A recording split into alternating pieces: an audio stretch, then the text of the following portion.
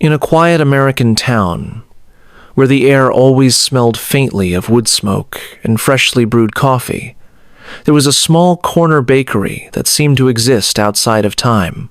People called it Carlton's, after the man who ran it, a baker whose hands crafted the softest bread and most delicate pastries anyone had ever tasted. The scent of his bread had a way of reaching the far end of the street, before the sun even rose, drawing people in like the warmth of a fire on a cold morning. But inside the bakery, despite the golden light and the heavenly aromas, something essential was missing. Mr. Carlton, the baker himself, was a man carved from routine and silence. His movements were exact, his recipes flawless, and his face unreadable. He never smiled, never spoke more than necessary. To him, warmth belonged to the oven, not the heart. He measured everything: flour, sugar, time, even his interactions. No gesture was wasted, and certainly none were given freely. Customers came from all over town, not because they liked him, but because his bread was unlike anything else. Still, no matter how full the shop became, Mr. Carlton remained untouched by their gratitude.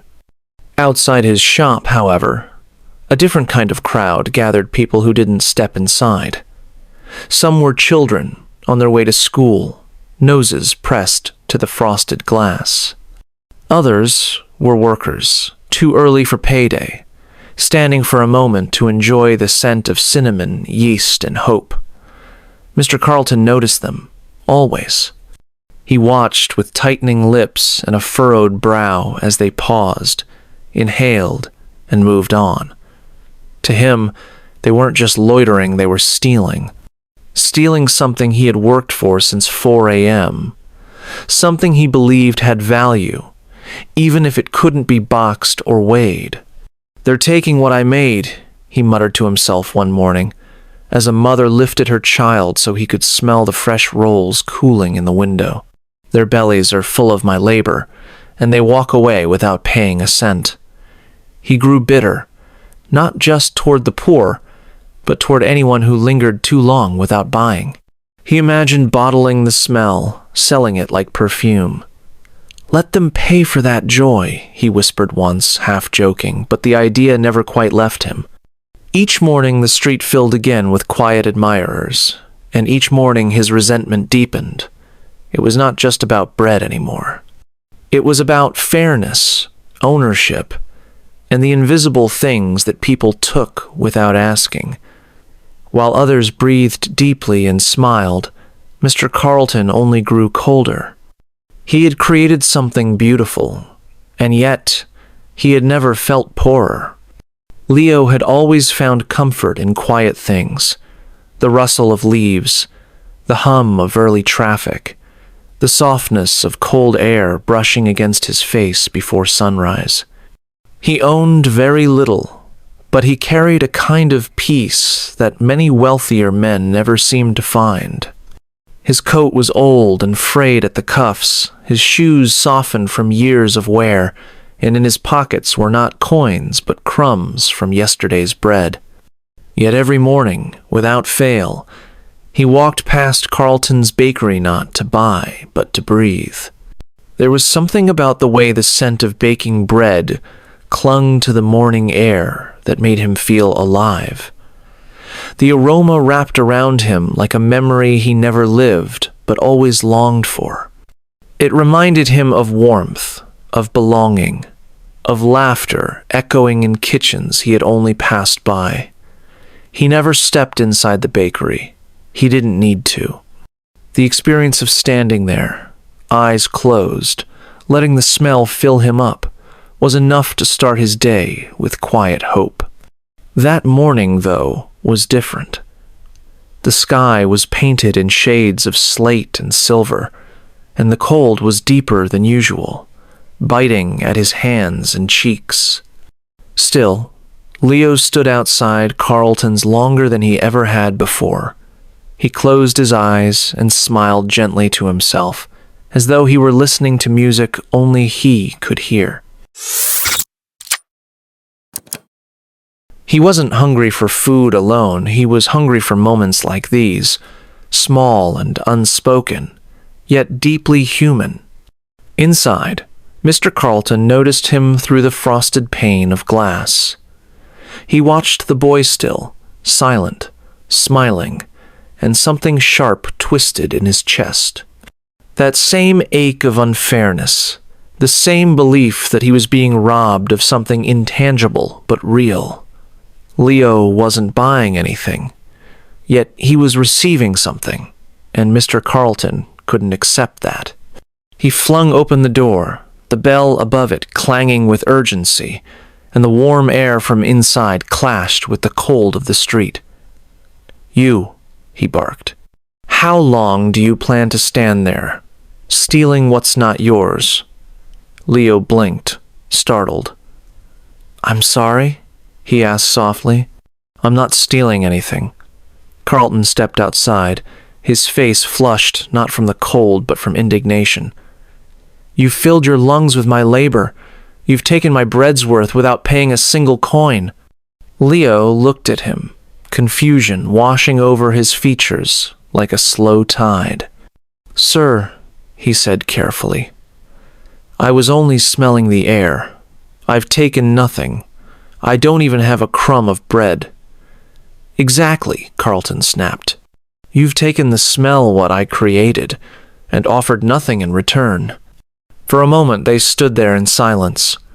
The only sound, the crunch of snow beneath their feet, and the soft whistle of wind.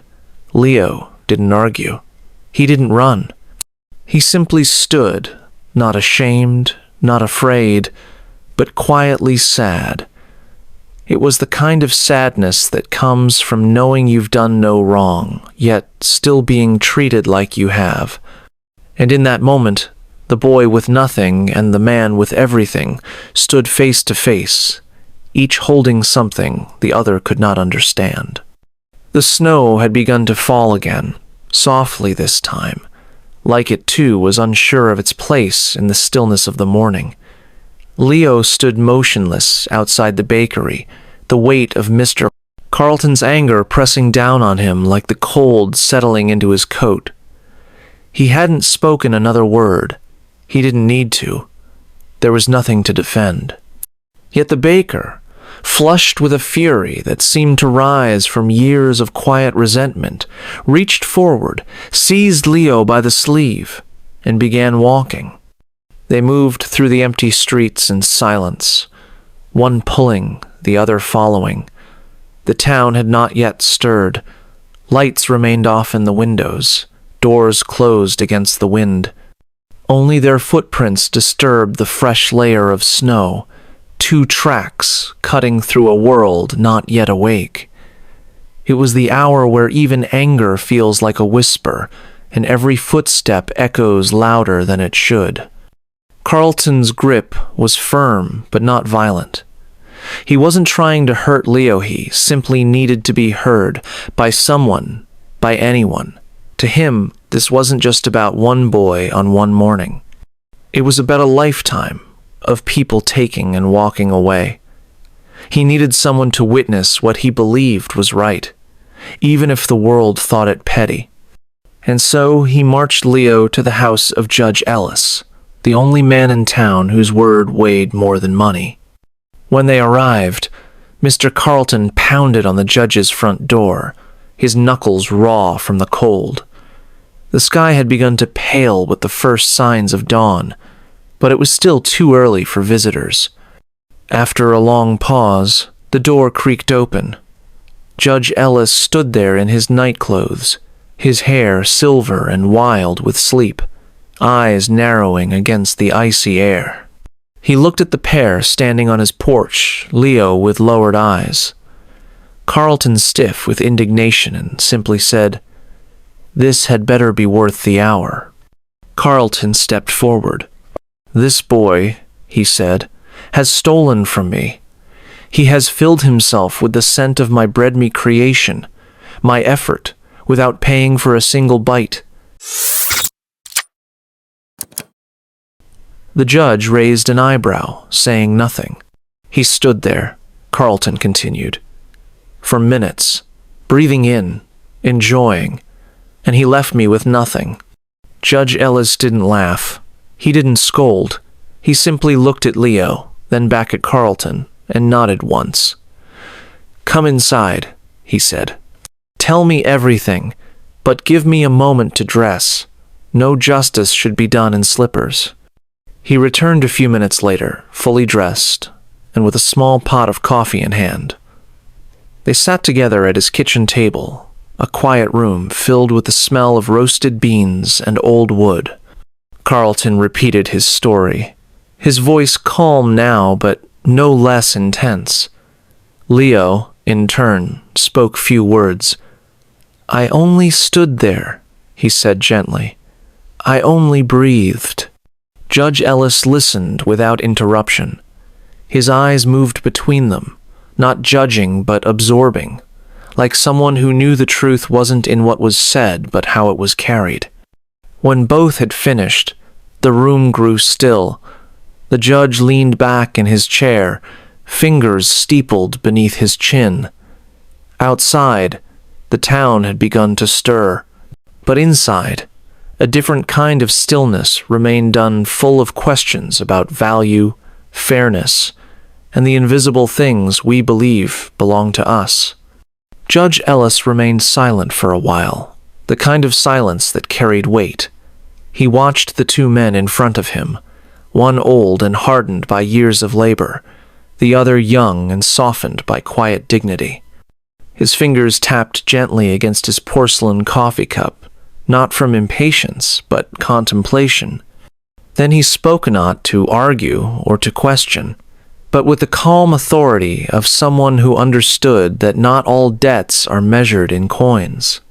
"Leo," he said, turning toward the boy, "do you have anything in your pockets? Anything at all?" Leo nodded slowly. He reached into the lining of his worn coat and pulled out a small cloth pouch. Inside were 3 coins, dull from time and use. He placed them in the judge's open palm not hesitantly, but with a kind of reverence, as though he were offering something sacred. "It's all I have," he said quietly.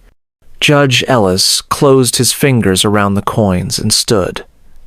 He didn't speak immediately. Instead, he walked to the fireplace across the room and stood before it, staring into the slow-burning embers as though the answer lay hidden between the cracks of old brick and flame. Then, with a sudden and gentle motion, he began to shake the coins in his cupped hand.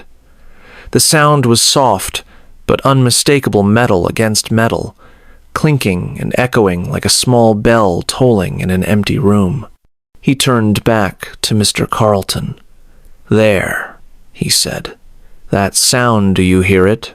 Carlton furrowed his brow. "Of course I hear it," he said. "That's money." "Exactly," Ellis replied. "That is the sound of money, and since Leo only took the smell of your bread, not the bread itself, I find it fair that you receive the sound of payment, not the payment itself." The baker blinked, confused. "But that's not how this works." The judge placed the coins gently back into Leo's hand. "No, Mr. Carlton, that's not how greed works, but that's how fairness does." The room fell silent again, though this time it was not heavy, it was light, like the relief of a burden quietly lifted. Carlton's mouth opened as if to protest, but he found no words. He was a man who had weighed and measured everything in life, and now he was being asked to accept something he couldn't count. Justice, it seemed, was not always bound to what could be sold. Leo looked down at the coins in his palm, then up at the judge, his eyes wide, not with triumph, but with wonder. He hadn't expected kindness. He hadn't expected anyone to see his silence as worth something. In that moment, he felt more than understood. He felt valued. Judge Ellis poured another cup of coffee and sat down again. "The world is full of things we can't hold in our hands, Mr. Carlton," he said, his voice soft. "Smells, sounds, memories, sometimes those things are more powerful than what we can sell, and perhaps, if we learned to share them, we'd all be a little richer." Carlton said nothing. He sat still, staring not at Leo, but at the judge as though he were trying, perhaps for the first time in years, to see the world through someone else's eyes. The sun had finally crested the rooftops by the time Mr. Carlton stepped back into the snow-covered street. The sky, once pale and cold, now shimmered with soft hues of gold and rose. He didn't walk with the same conviction as before. His steps were slower, heavier not from defeat, but from the weight of reflection. For years, he had counted every loaf, every coin, every hour lost to the heat of his ovens. And yet today, he had gained something he couldn't price, and lost something he had clutched too tightly, the illusion of control over joy. He had left Judge Ellis's house without saying much. Words had suddenly become difficult, brittle in his mouth. The judge's verdict hadn't humiliated him. It had exposed him to himself. Carlton had spent a lifetime guarding what he believed was his, without ever questioning why he held it so close.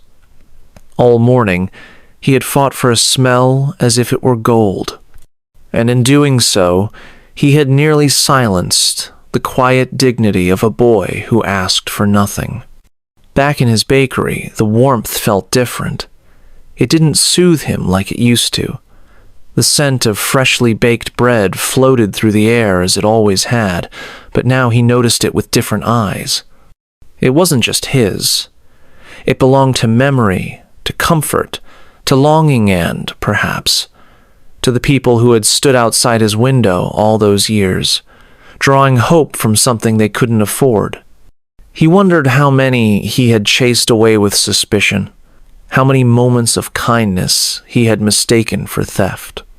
As for Leo, he didn't rush home after the judge returned the coins. He walked slowly through the awakening town, his hand curled gently around the small weight in his pocket. The coins were still his, yet they now carried more than their metallic value.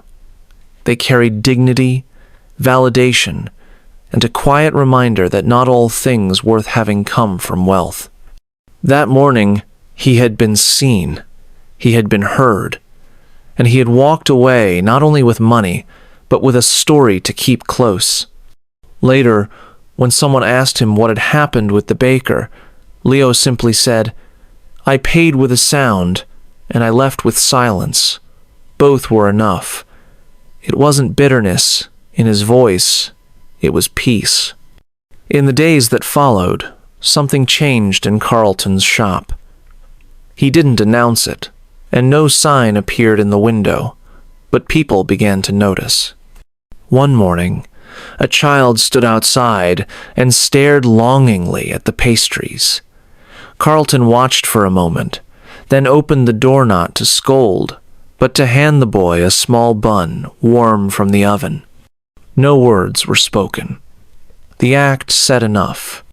Perhaps he would never be cheerful, never become the smiling shopkeeper from a storybook, but a part of him had softened, just enough to let the world in. And somewhere in that same town, Judge Ellis sat at his window with a cup of coffee, watching the snow melt. He smiled not because he had resolved a conflict, but because he had reminded two souls that life's most valuable moments are often unseen, unmeasured, and utterly priceless. This story reminds us that not everything valuable can be held, owned, or sold. Joy, kindness, and dignity are often found in the smallest invisible moments, like a smell, a sound, or a silent act of generosity. Let it inspire you to see beyond what money can measure. If this touched your heart and helped you learn English through storytelling, subscribe to our channel to support us and stay inspired with more meaningful English stories to come.